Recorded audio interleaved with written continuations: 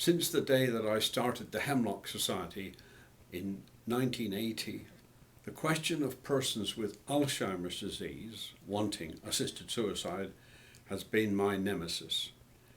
How can a person who has lost their cognitive function make such a critical decision as hastening their end?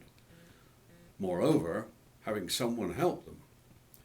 People have put this question to me scores of times. It's the toughest one to answer. For example, a French friend of mine who had been working for years in the Right to Die movement, thus her philosophy was unquestioned, developed Alzheimer's and asked me if I would help her to end her life when she was ready to go. As a trusted friend of 20 years, I agreed. But when I went to see her one day, just to see how she was, there was a surprise. On my arrival, she asked, "Who are you?" That was that. She never asked me again for help, and if she had, I would not have been comfortable aiding her now that she had lost her mind. She died in a nursing home 10 years later. Chiefly because we all live longer, some 5 million people in America suffer from this terrible disease of the mind. And it's getting worse. I also became acquainted with a California family where the father had contracted Alzheimer's disease and did not want to put his loved ones through the long ordeal which is usually inevitable.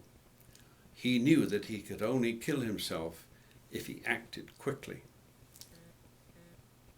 Fortunately, his 2 grown daughters fully understood his wishes and agreed to stand by him in whatever he decided. They talked it out amongst themselves and discussed the situation with me on the telephone. In a family gathering afterwards, when he was in a lucid spell, he swallowed the lethal drugs. This man was well informed and strong-willed enough to accept that if he wanted to avoid a drawn-out illness and the draining effects on his loved ones, he must shorten his life. And he had family support. In an illness like Alzheimer's, where there is no physical pain, and in the early years has spells of good life and clear thinking, it takes a lot of courage to kill yourself.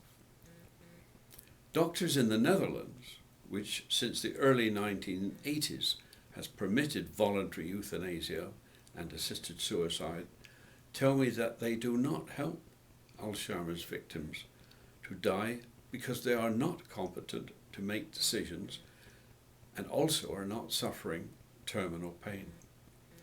The best possible care is arranged for the patient and the family.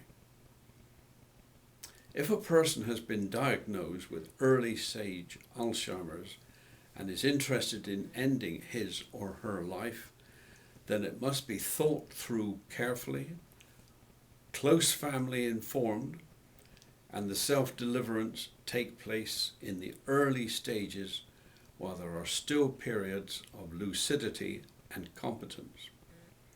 A very tough decision for anybody.